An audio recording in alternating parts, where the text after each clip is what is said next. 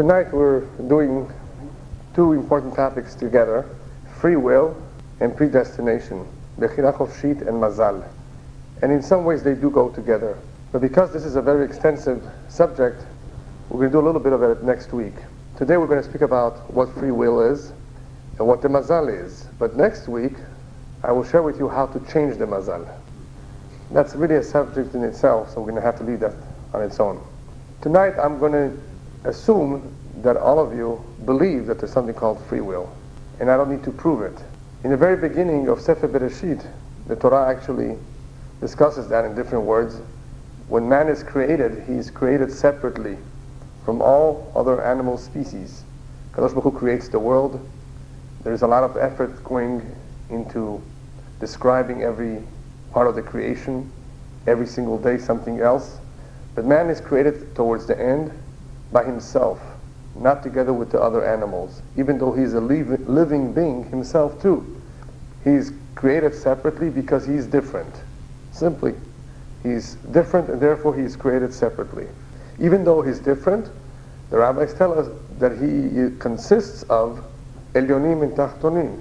He was created from the two worlds, the upper worlds and the bottom worlds. He's half angelic, half spiritual, and half animal. He has the two kohot. He has the two parts to him that are very different, but are to be found in him, as opposed to any other creation in the world. He has a little bit of the animal in him, and he also has a little bit of the spiritual in him. However, even though he has a little bit of both, what is unique to him alone is what Sefer Bereshit goes on to explain, is that he was created B'Tsalmenu Kidmutenu, or B'Tselem Elokim, in the image of God. What does all that mean? Kadosh Baruch Hu has no image. There are various explanations, but the simple explanation of what B'Tsalmenu Kidmutenu means is that he has a different form, a form that's unique to him. He stands upright and not on four legs. So even his form, the fact that he stands upright, does not crawl on four, gives him a different appearance. Man just does not look like another animal. Kidmutenu, Rashi says, lehavinu lehaskil, he has the ability to reason, something animals do not have. He has the ability to comprehend, to study. And another word that the Torah uses is vayitzer. If you look at the word vayitzer, it has two yuds. Keneged shnei hayetzarim. Man is endowed or has two different forces that are pulling him or driving him. One is the Yetzer Hara, one is the Yetzer Hatov, the evil instinct and the good instinct. Opposite powers, opposite forces. Vayitzer also means something else. It is mentioned, it is brought down, that man was created in such a way that he has something in him that remains with him forever, even after his death, from which HaKadosh Baruch Hu will be able to recreate him in Tchiyat HaMetim, when all the dead will rise, when they will be resurrected. HaKadosh Baruch Hu, from the very beginning, Vayitzer, he put into him, into the creation of mankind, of the human being, something that will allow him to be recreated later on, as opposed to an animal. It comes from dirt, it goes back to dirt, and there's nothing eventually in the future going to come out of that animal. And one of the most important clauses, Vaypach be'apav nishmat chaim, HaKadosh Baruch Hu blows in the human nostril a spirit of life, nishmat chaim. That's the same word, the same letters of neshama. That is the part that comes from Hashem. Everything comes from Hashem, but that's the part that comes from the olamot elyonim, from the upper worlds. And another word later on that says, Vahi adam nefesh haya, he became a living being, but so is everything else a living being. So the commentators explain, yes, but this living being received the power of speech. So you see the various differences of this creation called the human being, but the most important one that we're going to be talking about is the neshama. Because by virtue of the fact that he received the neshama, he received something else. That something else is called free will. In order to understand this free will, I just want to make a brief statement, and that is that everything in creation, if you analyze it, you will see, was given the tools for survival. Even if you ever wondered why a rhinoceros has little horns, or why certain animals have certain features, those features have something to do with their survival. Certain animals, certain reptiles have some camouflage to protect them from their from those predators that go after them. HaKadosh Baruch Hu obviously wanted to create a world that will continue to exist, that will survive, and not only did He provide for the genes to reproduce themselves, again, in future generations, whether it's a plant, whether it's a tree, whether it's a fruit, whether it's a human being or an animal, HaKadosh Baruch Hu provided the means for all of these to reproduce. But He also put into place something that will make sure that this survives. Well, what happened to the dinosaurs? What happened to many animals that have gone extinct? There's several explanations. One, well, man does have the ability to make certain animals extinct by killing them off, by hunting them. Besides that, the only animals or the only species that received the blessing not to go extinct are the fish. They received a special blessing because they're so hunted, overhunted. Hashem gave them a special blessing, and that's why they will not go extinct. But there's no beracha for animals not going extinct. So even though Hashem put into place a system that provides for procreation, reproduction, and the like, there's no guarantee. There are reasons and there are possibilities for a species to go extinct. So in the same way that HaKadosh Baruch Hu gives the kelim, the tools for all these animals to survive, whether it's the teeth to hunt, the paws, the feet, the speed to run away, Hashem also provided the human being with several kelim, tools for his own survival. And the most important keli, most important tool, is that free will through which he makes decisions. This free will becomes apparent through the neshama, because the body itself, the physical body, has no free will. All it is a piece of meat. It does not really make any decisions. The neshama is treated like the captain of the ship, or like the driver behind the car. The body is the car, and the driver is the neshama. It is the one that makes decisions. The car cannot go on its own wherever it wants to. The driver makes the decisions. In the same way, the goof on its own cannot make decisions. The neshama is the one that needs to guide the goof. Through this free will, several things happen. The human being is able to contribute to this world by his decisions. Through the free will, he is able to either get closer or farther from his Creator, depending on what he does. And it's through the free will that man's deeds will eventually be evaluated. That is how he will be judged. We need a way to judge him, to judge success or failure. By what means? By his deeds. How? Through his free will, what decisions he made. The fact that the human being has no, or does not work, or do things by instincts, proves a very important point. Not only are we not animals, but we actually have a very important role in creation, a very important job of great responsibility. Otherwise, why didn't Hashem just give us instincts? Because instincts is all you need for survival. Obviously you need certain tools, but instincts to be able to function, to live, to survive. The fact that we don't only have instincts, that we have this free will that animals don't have, is a very important point. It's that man has an important job that requires decision making, and sometimes they are very important decisions. And when you have decisions, you have responsibility. So we have great responsibilities by the fact that we have free will. But many of these decisions are not easy. And one of the reasons why decisions are not easy is because many times we have these two forces that I mentioned earlier pulling in different directions, the Yetzer HaTov and the Yetzer Hara. And that's partly why sometimes we can't make decisions so easily. The Yetzer HaTov, which is more spiritual, wants that which is more spiritual, what the Neshama likes and enjoys. And the Yetzer Hara, the evil instinct, is pulling in a different direction, what the body wants, what the body lusts for and desires. And that is why many of the difficult decisions cannot be made, because we have two opposite forces pulling in different directions. If that's the case, then how is man ever supposed to know what to do and how to decide? If everything will always be confusing, forces pulling him in different directions. Well, HaKadosh Baruch Hu provided for that too, by giving the majority of the world the 7 Noachide laws, Sheva Mitzvot V'Ninoach, and by giving us, the Jewish people, the 630 mitzvot, the Torah, what we call the Torah. Had we not received the Torah, would we have known anything? Yes. The rabbis tell us there are certain things that are common sense, that without the Torah we would even have been able to learn it from animals, like modesty from a cat, diligence from the ant, and not devotion from doves, but what do you call it when they're very honest with each other? faithfulness from doves. In other words, there would be certain midot, certain characteristics, certain ideas that we would be able to pick up on our own. There is something called common sense, especially after Adam HaRishon ate from the Etz Hadat. He ate from that tree he was not supposed to eat. And as soon as he did, he discovered certain things through his neshama. The neshama was able to see with a magnifying glass, if we can say so, what it was not been able to see before. And that is le'afhin ben tov le'ra, to be able to distinguish between that which is good and that which is evil. You ask a goy, are you able to distinguish between good and evil? He might say, well, depends. Depends in what kind of a mood I am. In other words, something might be right for me today, maybe I'll change my mind tomorrow. But if you think about it, every human being, if he's honest with himself, has something called a conscience.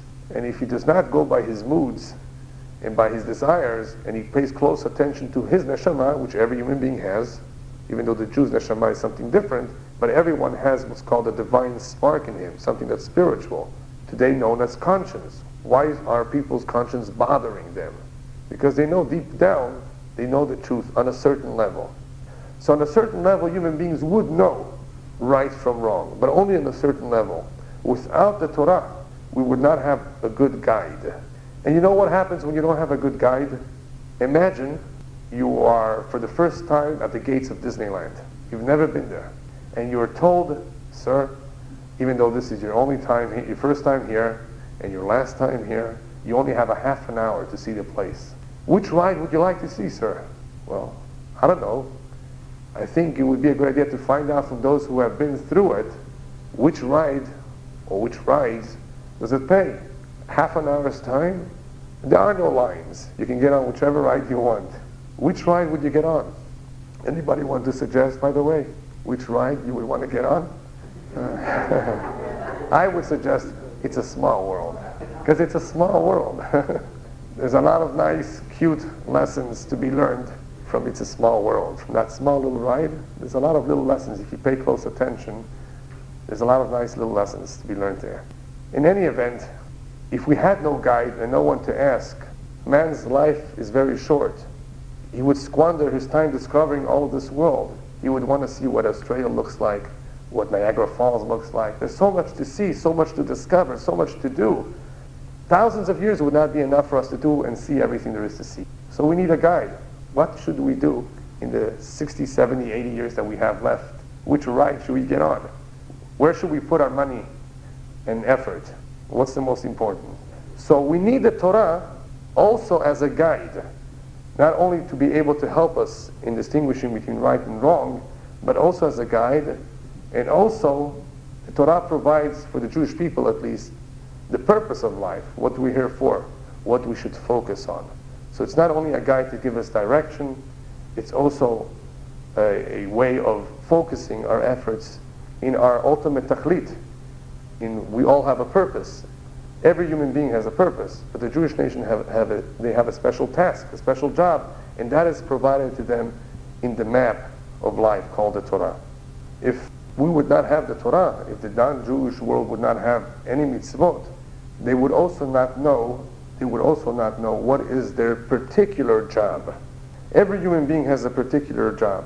How are they eventually supposed to find out what that particular job is? I'll share that with you momentarily. But without mitzvot, without Torah, nobody would really know too much. So HaKadosh Baruch Hu, in order to balance the various forces that are drawing us in the various directions, in order for us not to be scattered, He gave us the Torah, gave the non-Jewish world the mitzvot, hopefully in order that mankind should have some sort of sense of direction and should not only go by what their desires are. In other words, the human being should not just fall prey to his own personal desires. He should have more of a sense of direction. He should have a better idea of what is expected of him. And that is what the Torah accomplishes and what the 7 mitzvot b'nei Noach do for the non-Jewish world.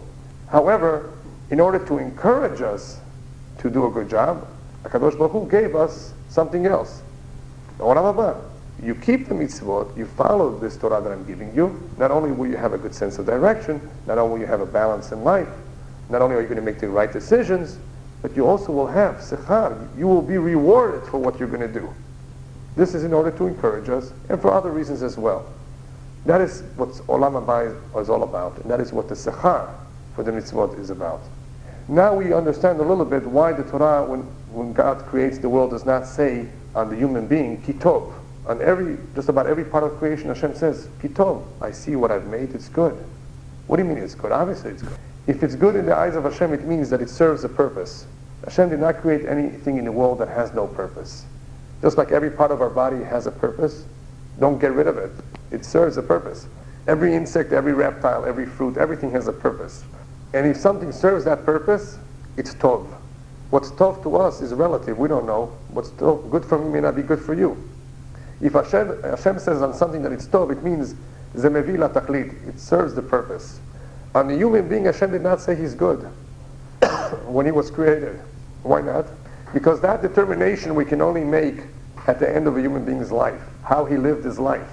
When a baby is born, he may look cute and beautiful, but he may turn out to be a monster. So we don't know if this man being born, that everybody's full of smiles and happy about, is good. Hashem therefore does not say the word good on man. He on his own will decide whether he's good or not on how he lives his life, what decisions he makes. That's what decisions are all about. The decisions we make will be the way Hashem will use to measure whether we're good or not. What have we seen till now? That the sechel, the intelligence that Hashem gave mankind, along with the Torah, the mitzvot, they provide for us a certain sense of direction of what to do in a limited way, but not in an all-encompassing way. Not in an all-encompassing way. The mitzvot, the sechel, is not enough. There are certain things that we will not necessarily know. There's another system that Hashem created in the world that provides for us a little bit more direction, and that's called the mazal. The mazal is a force or a system that, amongst other things, takes a human being and places him where he needs to be in this world. If we would not have something called mazal, everybody would want to be a doctor. Everybody would want to be a lawyer. Isn't it interesting that not everybody chooses the same career? And it's not because they're not A students. You have A students who do not necessarily want to be nuclear physicists, right? They choose whatever they like, whatever they're pulled to. What's pulling them in that direction? Something called mazal. So HaKadosh Baruch Hu put into this world a system called mazal that also, in a sense, gives man direction. Not only does his sechel give him a little bit of help, not only does the mitzvot give him some direction, but the mazal places him in certain spots of this world, and also manages his life, as we will see soon, in certain ways, and decides for him what profession or what job he's going to occupy himself. For every individual in this world. We spoke about free will until now. Free will says that there's some degree of independence that we have in making our decisions. Mazal is just the opposite.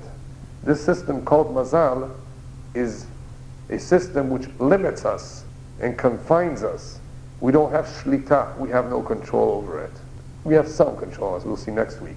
But up until now, we got used to this idea, yes, we're independent in some ways, we have free will, we can decide, but can we decide everything? If anybody tells me yes, then I will tell them, well, what happens when you go to court? And you're a defendant. Are you going to decide what the verdict will be? You have free will. Why don't you decide? Because so do they have free will. We do not have complete control over our fate and destiny because of that system called mazal. So yes, free will is important. It helps us make our decisions. It is the system that Hashem will use to judge if we succeeded or failed. But then there's another system that Hashem has put into place called mazal, which manages a different part of our life and which is necessary. But the big difference between that system and the system of free will is that this is a limited system where we have very little control over. I'll explain soon. The first significance of this system is that nothing in this world is arbitrary. B'mikre. There is cheshbon. HaKadosh Baruch Hu created the world with precision. There's a reason for every little detail, for every color, on every flower and every plant, all the galaxies. There's a reason for every little detail. If that's the case, there are certain things in this world that people on their own would not know, would not be able to do on their own. And the one example that I gave was choosing a profession. Well, what if everybody chose the same thing? Well, this profession makes the most money. What did we say before? There needs to be a balance, not only a balance between mind and matter, between the Yetzer Tov and Yetzer Hara, but there needs to be a balance in this world. That nothing should go extinct. Everything should function perfectly. That there should be rain on time. In order for there to be a good balance, there has to be certain rules. Some of these rules are known today as science, or as weather, or as physics. There are certain rules that Hashem put into place, and you cannot escape those rules. The system of rules that people are less familiar with is the system of mazal. But all mazal really is a form of weather, not of rain and wind, but of what happens to the human being in this world.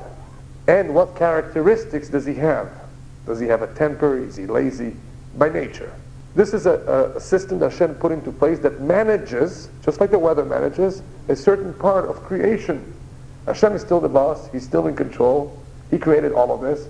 But he delegates the various systems to various departments that manage this world, manage life. Now this area called mazal is very important to us because it affects us. Not only does it affect us, that is the only area almost that we have no control over. So here we got used to the idea that we have free will, and here we have to get used to, for a moment, to an area where we have no free will. Certain things are decided for us, min hashamayim, for some reason. We don't know the reason. But Hashem does, because nothing is arbitrary. If nothing is arbitrary, that means that there is a reason for everything. Mazalot also explain why certain people have a harder life than others, because it touches on another subject called the reincarnation, Gilgulei Neshamot. There's something called tikkun for the neshama.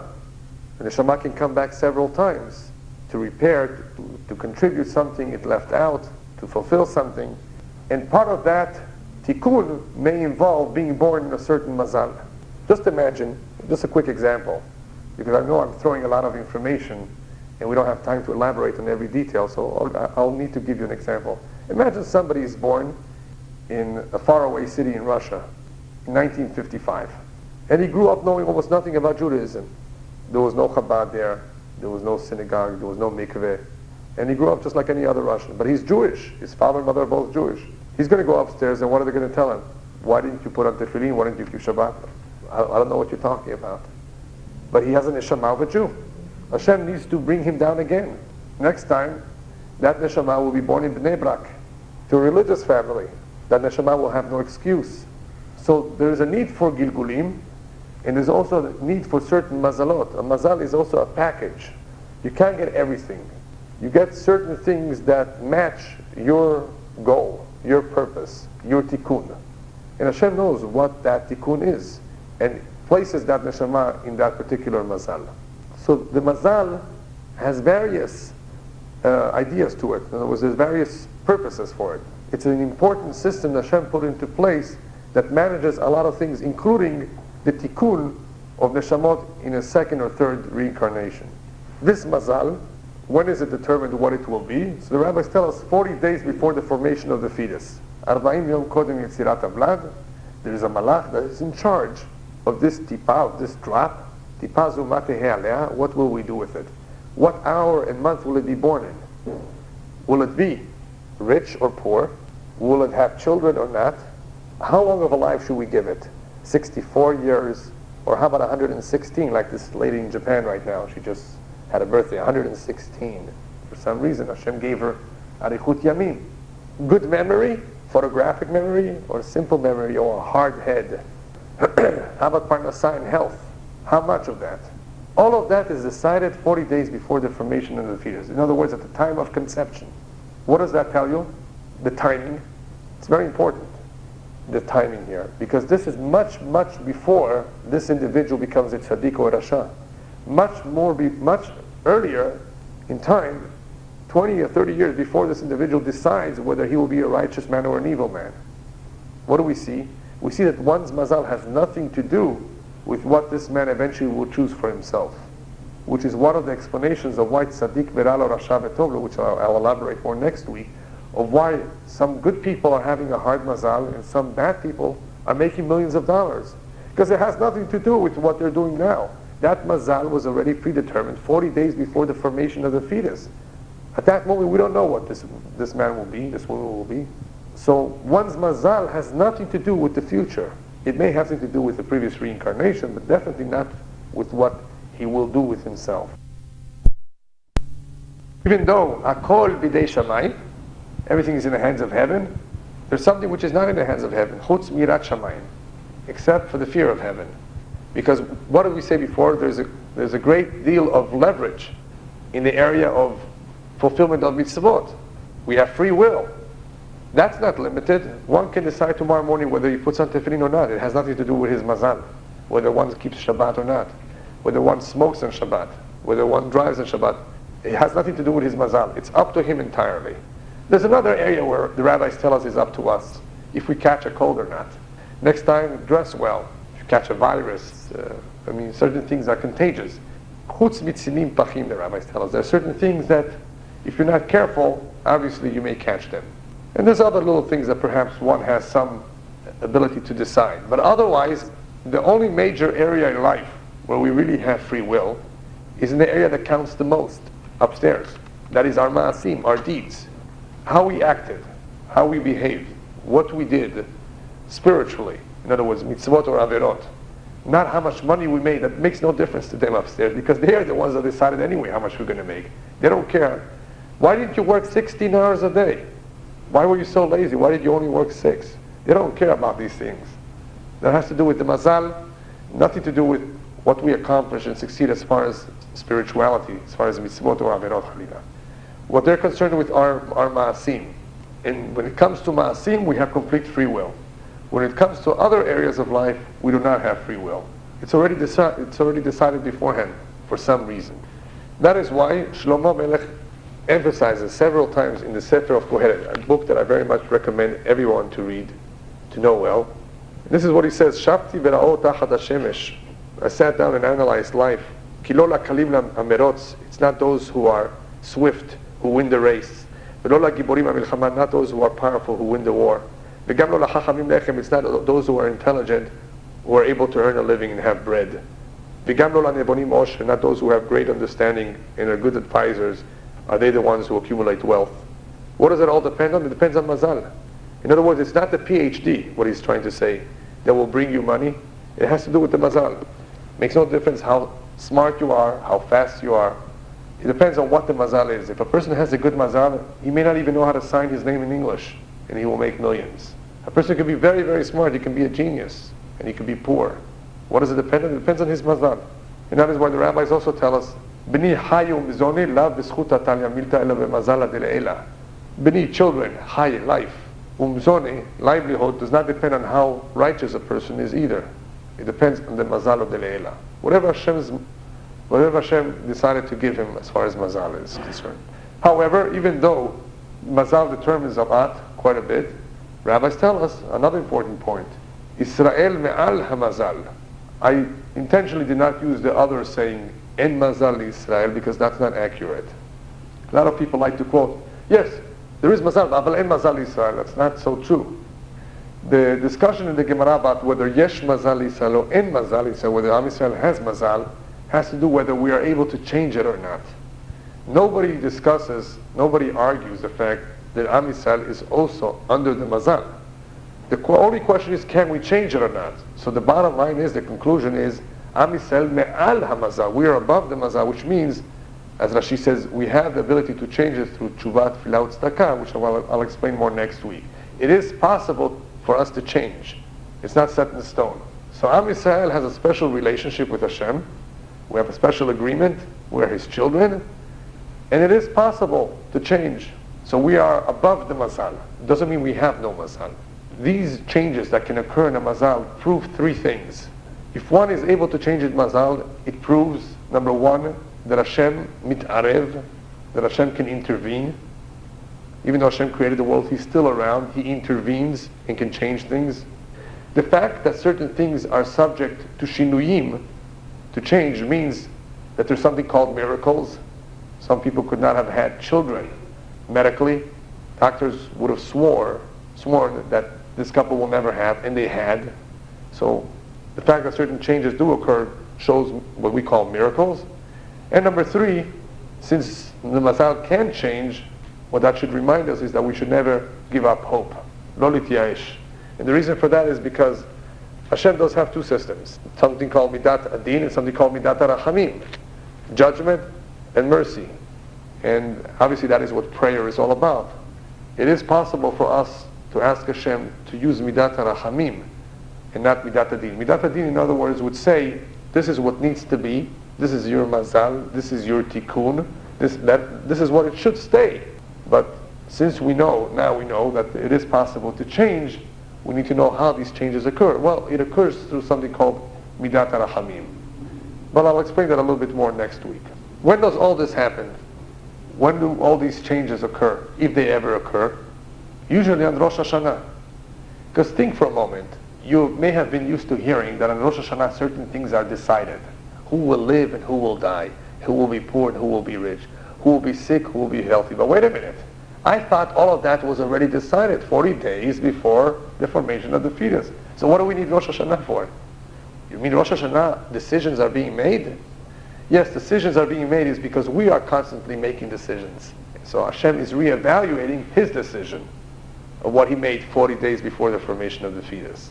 In reality, the Kabbalah says that a man is judged 4 times. Every day, when he goes to sleep, his neshama goes upstairs to give an account of what it did during the day. An accounting, right, of what it did during the day. When Rosh Hashanah comes about, a person is judged for everything he did during the year. When one departs from this world, he will be judged for everything he did during his entire lifetime. They will look at his entire life. Perhaps they will take an average. Hayat HaMetim, they will evaluate all the Gilgulim, all the times, all the life cycles that this man or woman was here in this world. And a decision will be made. A decision is always made after these days of judgment. But the significance right now of Rosh Hashanah is more important to us because we're not dealing with Hayat HaMetim, and definitely, hopefully not with the day that we depart from this world. We're more concerned about this once a year. This once a year is very important because decisions are being made, our situation is being reevaluated, and what will happen? Something called gezerot, decrees. Hashem is the king, and the king makes decrees. Decrees are what you may call, in today's English, amendments. You know, there's amendments to the Constitution. Well, the Constitution was written, and there's a need to amend it, to change it. On Rosh Hashanah, Kadosh Baruch Hu can decide to amend, to change this person's mazal, for good or for bad. Or, there's a third choice, status quo. We leave him according to what the mazal is for when he was a little baby. In other words, 40 days before the formation of the fetus. From that point on. Status quo, or is it better, or is it worse? All of that is decided on Rosh Hashanah. Because Rosh Hashanah is a time to reevaluate everything that a person has done, to see if he has come any closer to his tikkun, or he has gone farther away from his tikkun. What did we say before? Hashem wants that there to be a balance. Things cannot deteriorate. Things cannot go out of hand. Everything has to be balanced. Hashem balances everything on a scale when he judges us on Rosh Hashanah. And obviously, that judgment will be based on what? On our ma'asim. What kind of ma'asim? The ma'asim that we chose by our free will, not what the mazal chose for us. Obviously, you can only be judged by what you actually had the ability to do. And the rabbis remind us, don't worry. En HaKadosh Baruch Hu ba betrunya in biryotav. HaKadosh Baruch Hu will not demand or expect of you more than what your real potential is. Hashem knows what our true potential is and will not expect more or less. What happens, therefore, on Rosh Hashanah, we have 3 systems coming together at one time. The system of mazal, that may change, the system of free will, our ma'asim, and the system of ashgacha pratit, as we call it in English, divine providence, where HaKadosh Baruch Hu actually intercedes and decides what changes to make. What most people forget is the additional ideas behind Rosh Hashanah. It's not only a day of judgment where changes can be made to the mazal, it's also a time for reflection. If we are being judged, what should that remind us? You are responsible for your actions. You have free will. You have the ability to make decisions. And that is why you're being judged. Otherwise, why am I being judged? I'm just like a robot here. No, don't think like that. And some people do have that attitude. And there have been certain philosophies that subscribe to this, that we have no say in the matter. And that is why they try to justify all these crimes being committed and all these terrible acts of immorality. No, he's just born like that. He just has it in his blood, in his system. He became like that because that's the way he is. And it's not possible to change. That is very, very untrue. And very unhealthy to think that way too. Human being has complete control of certain behavior. Not all, obviously a person is sick. He cannot control certain things.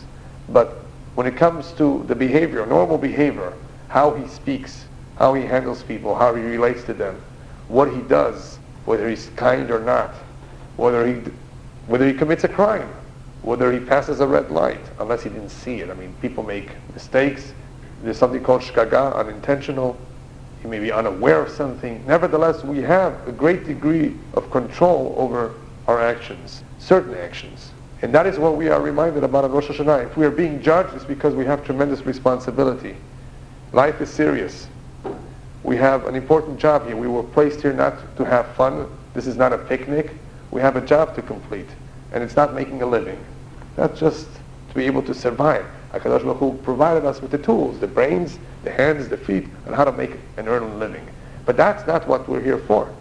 So we're given this time not only as a chance to make changes, but also for reflecting on what we have done throughout a whole year and what needs to be changed. Another reason that Rosh Hashanah is important is for us to wake up. Many people are asleep, not only at night, during the day, every day of their life, not doing what they should be doing. So that's the purpose of the shofar. Le'a'ir otanu mitardema, to awaken us from our sleep. The life is short, and there's a lot of work to accomplish. As the rabbis tell us, Hayom katzar v'melacha meruba. The day is short, but there's a lot of work to be done. So since we see that man has great ability and great potential, nevertheless he is limited in certain ways by his mazal, the rabbis therefore tell us there's no reason to admire he who is wealthy, or he who can lift 500 pounds, or he who has a great memory. That's nothing to admire. And a lot of people do admire these things. Oh, he's such a genius. He has a great memory. That's nothing to admire. He was born with that. That's a gift from Yeshamayim. That's his mazal, or inheritance, depending where he got the money. It has nothing to do with what he achieved on his own, truly on his own. The rabbis only admire achievements, personal achievements, that came about not through our mazal, but through our own efforts. He has a temper, but he has learned to control himself. He had a particular vice, a ta'ava, a desire, and he overcame it. He used to be like that, and now he has changed. He's calmer. That's admirable, and that's not easy. But that can be done, because we have free will. That's something to admire. That which we have from our mazal, it was given to us. We were born with it. Obviously it developed over time, but it's nothing that it came about through our real efforts. It's therefore nothing to admire. Obviously we respect those who use their money to give tzedakah. We look up to those who are smart, but it's nothing to admire and to point out, because he was born like that. It's a gift in Shamayim. What did one do on his own? That deserves our attention. That deserves credit. What I want to do now in the last few minutes is talk a little bit about something called hishtadlut. When people hear me speak about mazal, how everything is almost set in stone, how we're limited in some ways, how Rosh Hashanah, it's decided how much money we're going to make this coming year, all of these things are already predetermined, then how much hishtadlut should I do? How much should I work? 8 hours a day, 9 hours a day, 10 hours a day? Should I take a second job? Well, maybe I can make $150,000 instead of $45,000. How do I know? Should I try? Isn't that a good question?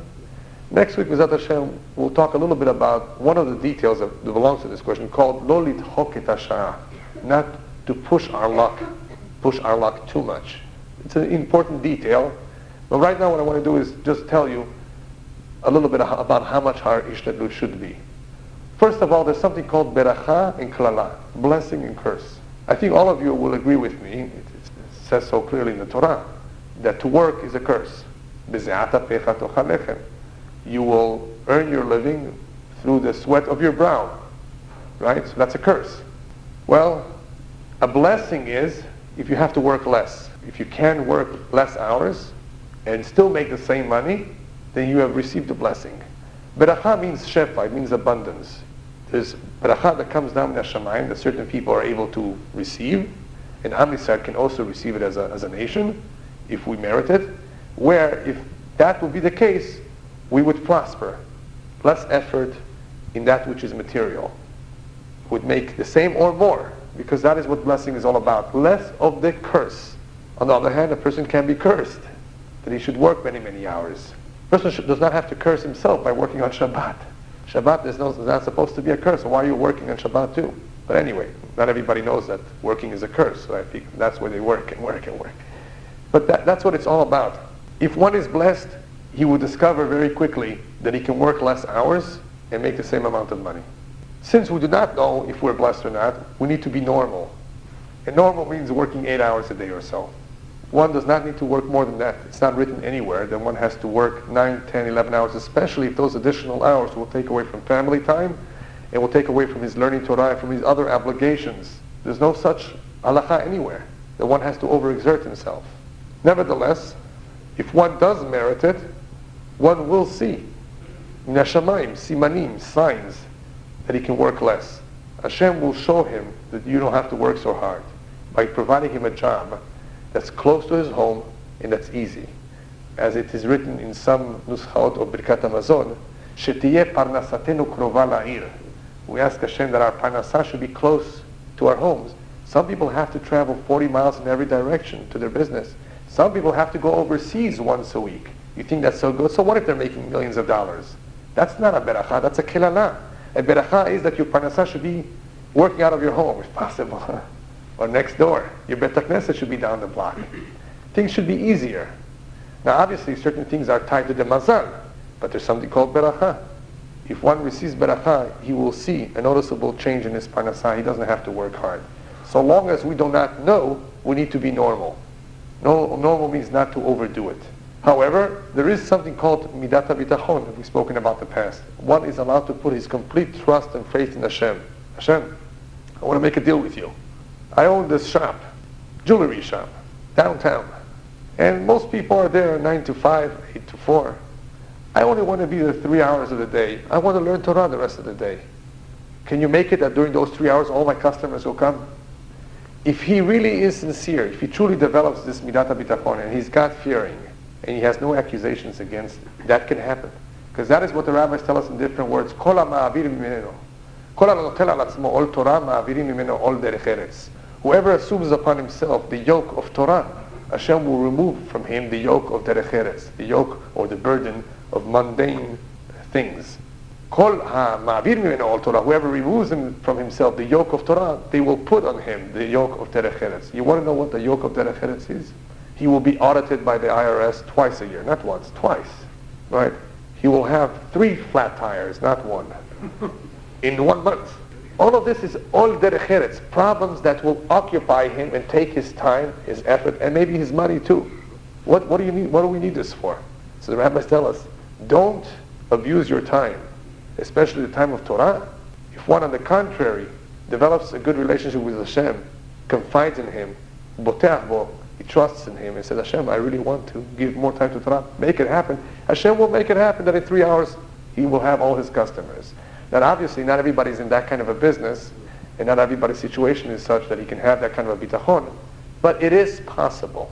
All of this is possible. There's something called beracha, there's something called bitachon, there's something called ol Torah, that one assumes that Hashem removes other yokes and burdens. So all of this is possible. In the meantime, one just needs to be normal.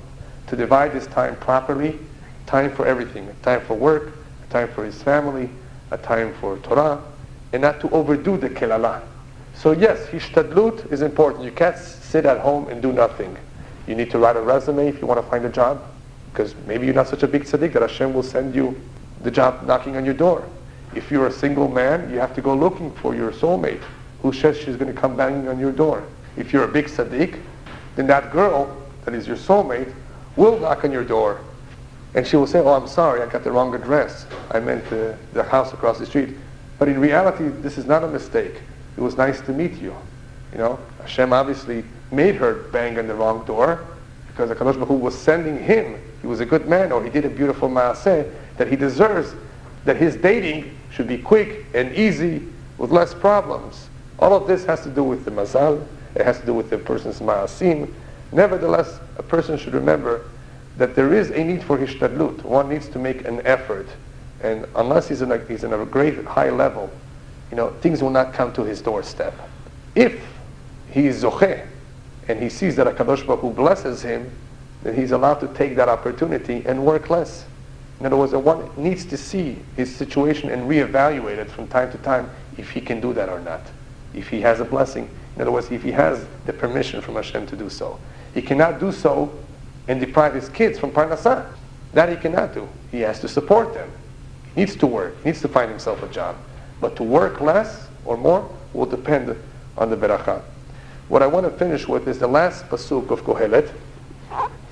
The last verse of Kohelet is a very important verse because Shlomo HaMelech is reminding us, after having said what he said, after all is said and done, Sof davar hakol nishma. In the end, everything is heard, everything is recorded.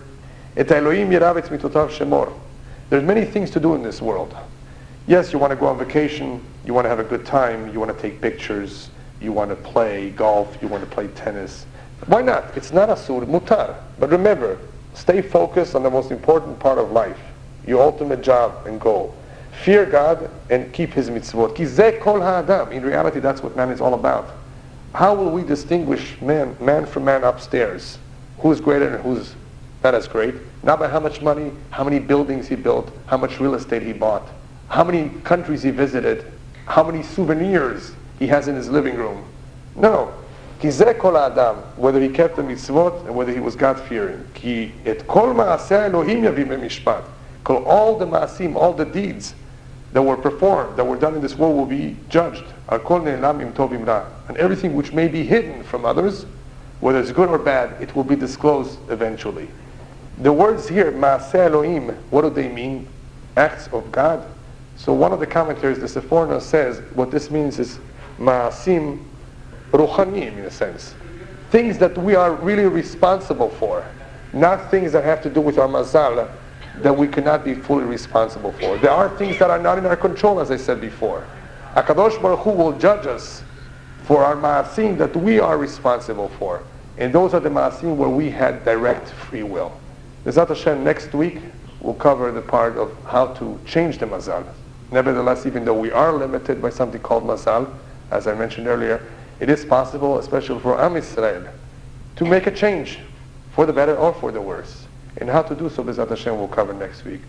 I want to wish all of you Ektiva v'Chatima Tova, Shana Tova, and a Mazal Tov, B'ezrat Hashem. In case things were not so good this year, they should get better. And they should get better for all of Am Yisrael. Amen. Yes? Maybe this course next week is a little too late because Rosh Hashanah is this Shabbos. Right, I thought about that, even though Rosh Hashanah is this Shabbat.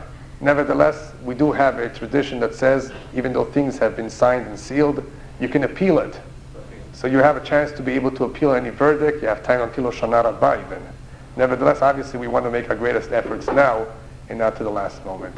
So I try to cover as much as possible today, but this other part on how to change the mazal is important too and needs to be discussed separately. So B'ezrat Hashem will continue next week.